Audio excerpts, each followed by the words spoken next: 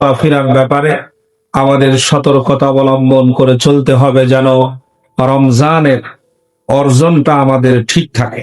আল্লাহ তাআলা যেন আমাদের বোঝার তৌফিক দেন, আমিন।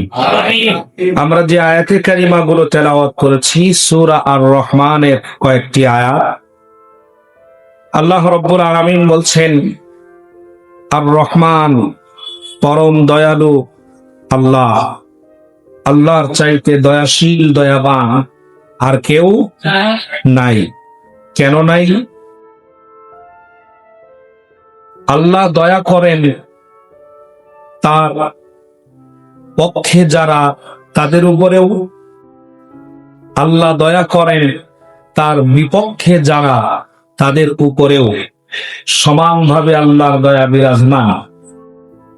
মুসলমান ঘরে জন্মগ্রহণ করলে সূর্যের আলো পাওয়া যায়, রাতের অন্ধকার আর ঘুম পাওয়া যায়। আল্লাহর নাফরমান বান্দা হলে সূর্যের আলো, রাতের অন্ধকার আর ঘুম এগুলো কপালে জোটে না। বিষয়টা কি এমন? বরং দেখা যায় আল্লাহর বিপক্ষে যারা দাঁড়ায় তাদেরকেই দুনিয়ার সুখ সামগ্রী আল্লাহ বেশি দান করে। সম্মানিত ভাইরা, পরম দয়ালু আল্লাহ, এজন্য আল্লাহ বান্দা যারা আল্লাহর হুকুম পালন যারা করেন তাদেরকেও আল্লাহ দেন, যারা বিপক্ষে থাকে তাদেরকেও আল্লাহ দান করে।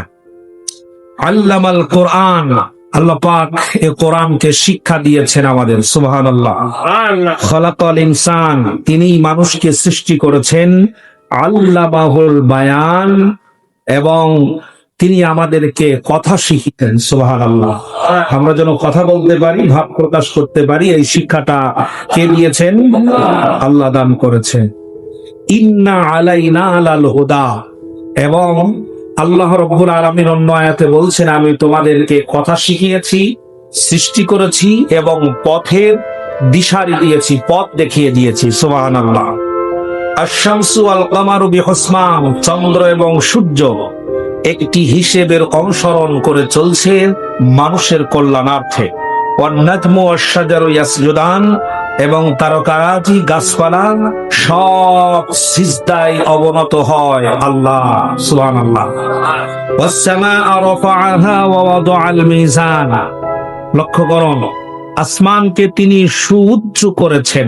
আসমান যদি নিকটে হতো তাহলে বড় বড় টাওয়ার গুলো বসানো যেত না। আসমানকে তিনি সুউচ্চ করেছেন, অর্থ আছে অনেক, এবং দাড়ি পাল্লা কায়েম করেছেন। কথা শুনতেছেন? এবার বলবেন যে হুজুর জামাতের কথা বলছে। আপনি বাসায় যদি কোরআন থাকে তাহলে বিপক্ষে যিনি, তিনি কোরআনুল কারীম খুলেন, দেখেন শব্দটা কি আছে। আসমানকে তিনি সুউচ্চ করেছেন এবং দাড়ি পাল্লা কায়েম করেছেন। আল্লাহ তাতগাউ ফিল মিজান, এর দাবি হলো তোমরা দাড়ি পাল্লায় বিশৃঙ্খলা সৃষ্টি করবে না। কোন পাল্লায়?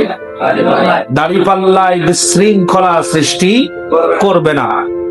এরপর ওয়াকিবুল ওয়াজনা বিল কিসতি ওয়ালা তুখসিরুল মিজান, ইনসাফের সাথে সঠিকভাবে ওজন করবে এবং ওজনে কম দেবে না। ওয়াল আরদা ওয়াদাআহা লিল আনাম, পৃথিবীকে তিনি সমস্ত সৃষ্টির জন্যই সৃষ্টি করেছেন। সুবহানাল্লাহ। এই পৃথিবী, সবাই এই পৃথিবীতে থাকার অধিকার আছে। এ হচ্ছে আমাদের তেলাওয়াতকৃত আয়াতের তরজমা। আমরা ব্যাখ্যায় আসবো ইনশাআল্লাহ। খুবই ধৈর্য ধারণ করে এবং মাথাকে খোলা রেখে আলোচনা শুনতে হবে। প্রত্যেকটি আলোচনার পিছনে সময়, মেধা যথেষ্ট পরিমাণ ব্যয় করে তারপরে খুতবা দিতে বসিয়া। অতএব আপনারাও যারা দূর থেকে আসেন, কোন সেকেন্ড, কোন মিনিট যেন বাদ না পড়ে। যতক্ষণ এখানে বসেন ততক্ষণ ফেরেশতারা অনবরত আমলনামায় সওয়াব লিখতে থাকে।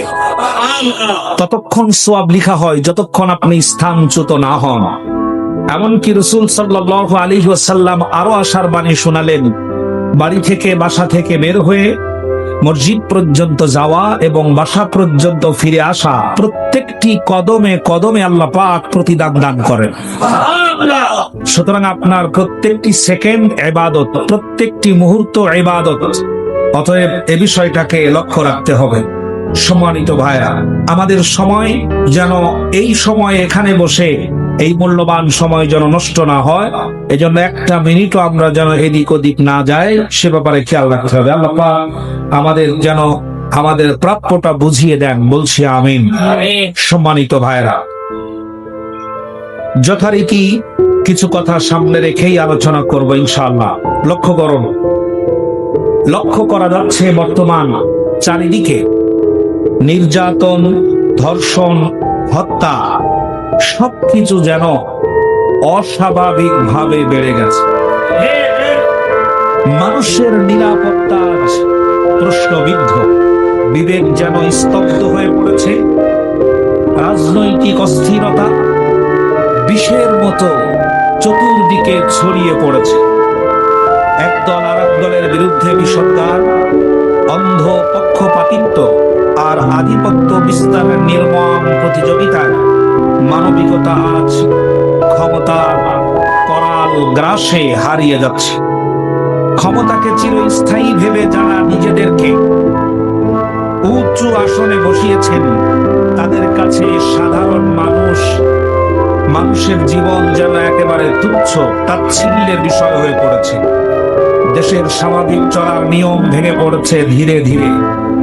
প্রশাসনের অকার্যকর এবং স্থূল কার্যক্রম মানুষের নিরাপত্তাকে করেছে অনিশ্চিত, ভেঙে দিয়েছে স্বাভাবিক জীবনযাত্রার ছন্দ। নিত্য প্রয়োজনীয় জিনিসপত্র সিন্ডিকেটের রোষানলে পড়ে সাধারণ মানুষের জীবন হয়ে উঠেছে দুর্বিষহ। কথা কি ঠিক? বেঁচে থাকাটাই যেন এখন এক কঠিন সংগ্রাম। রাজনৈতিক নেতাদের দায়িত্ব জ্ঞানহীন, কাণ্ড জ্ঞানহীন, উস্কানিমূলক বক্তব্য সাধারণ মানুষকে বিভ্রান্ত করছে, উত্তেজিত করছে, বিভাজন সৃষ্টি করছে। শান্তির পরিবর্তে ছড়িয়ে পড়ছে ক্রমাগতভাবে অশান্তির দাবানল। আর আরো আশঙ্কার আভাস, ভয় আর আশঙ্কা আবারও গ্রাস করেছে পুরো দেশকে। আজ মানুষ বাঁচার নিশ্চয়তা খুঁজে পায় না। স্বাভাবিক মৃত্যুর জন্য যেন কোনো নিশ্চয়তা নেই। চারিদিকে শুধু মৃত্যু আর লাশের মিছিল। কোথাও অন্যায় হত্যা, কোথাও জুলুম নির্যাতন, কোথাও মর্মান্তিক সড়ক দুর্ঘটনা। সবচেয়ে বেদনাদায়ক হলো অন্যায়ের সময় প্রতিবাদ করার লোক খুঁজে পাওয়া যাচ্ছে না, কিন্তু ভিডিও ধারণ করার লোক খুঁজে পাওয়া যাচ্ছে। সম্মানিত ভাইরা, একজন মা তার মেয়ের ধর্ষণের কেস নিয়ে রাস্তায় নেমেছেন, অনশন করছেন। তার সাথে কয়েক হাজার মানুষ উপস্থিত হয়েছে। পুলিশ অফিসার, দায়িত্বশীল পুলিশ অফিসার গিয়ে বলছে, আমি আপনাদেরকে এখান থেকে সরাতে এসেছি। রাষ্ট্রের নিয়ম, এখানে হই হুল্লোড় করা যাবে না, বাড়িতে ফিরে যান। আইন তার নিজ গতিতে চলবে। মানুষের মধ্য থেকে কয়েকজন প্রতিবাদ করে উঠল, আমরা এর সঠিক বিচার চাই। উনি তখন ধমক দিয়ে আক্ষেপ করে বললেন, হে আমার জাতি, আজ বিচারের দাবিতে তোমরা হাজার হাজার মানুষ রাস্তায় নেমে পড়েছ, অথচ অন দা স্পটে যদি প্রতিবাদ করতে আজকে এই লাইনে তোমাদের দাঁড়াতে হতো না, বিচার সেখানেই হয়ে যেত। সুতরাং সবচাইতে বড় আতঙ্কের বিষয় হলো প্রতিবাদ করার মানুষ পাওয়া যাচ্ছে না। সম্মানিত ভাইরা, আপনাদের এই অঞ্চলে কেউ যদি চাঁদাবাজি করতে চায় আর তা যদি প্রকাশিত হয়, সবাই মিলে চাঁদাবাজের বিরুদ্ধে যদি লাঠিয়াল সোচ্চার বাহিনী হয়ে ওঠেন, তাহলে প্রশাসনের দায়িত্ব একটু হালকা হবে আর চাঁদাবাজরা একটু ঠান্ডা হবে। সম্মানিত ভাইরা, আমরা কোথায় যাচ্ছি? আল্লাহ রাব্বুল আলামিন বলছেন, والذين كفروا بعضهم أولياء بعض إلا تفعلوه تكن فتنة في الأرض وفساد كبير জোরে বলেন আল্লাহু আকবার। যারা সত্যটাকে অস্বীকার করেছে, যারা নাকি অন্যায়কারী, পৃথিবীর ভিতরে যারা জালেম জুলুমকারী, যারা পৃথিবীর সব পাপী বান্দারা যারা, তারা সব সময় একজন আরেকজনের সহযোগিতায় লিপ্ত থাকে, একে অন্যের সহযোগিতাকারী। একজন কাফের আরেকজন কাফেরকে সহযোগিতা করে, একজন জিনাকার আর একজন জিনাকারকে সহযোগিতা করে, একজন ধর্ষক আর একজন ধর্ষককে সহযোগিতা করে, একজন সুদখোর আর একজন সুদখোরকে সহযোগিতা করে, একজন ঘুষখোর আর একজন ঘুষখোরকে সহযোগিতা করে, যেন তাদের পাপের রাজ্যটা যথাযথভাবে চলতে পারে। এটি হচ্ছে আল্লাহর বাণী। আল্লাহ রাব্বুল আলামিন বলেন, ইল্লা তাফআলু, যদি তোমরাও নামাজি বান্দারা নামাজি বান্দাদের সহযোগিতা না করো, ন্যায় যিনি করতে চান, ন্যায় যারা চায়, তারা যদি তাদেরকে সহযোগিতা করতে না পারে, তাকুন ফিতনাতুন ফিল আরদি ওয়া ফাসাদুন কাবীর, এমন একটা বিপর্যয় তোমাদের মাথার উপরে চেপে বসবে, সেই বিপর্যয় সহ্য করতে না পেরে শুধু চোখের পানি ফেলবা, আসমানের মালিক আল্লাহর দরবারে দোয়া করবা, দোয়া আসমান পর্যন্ত আর উঠবে না।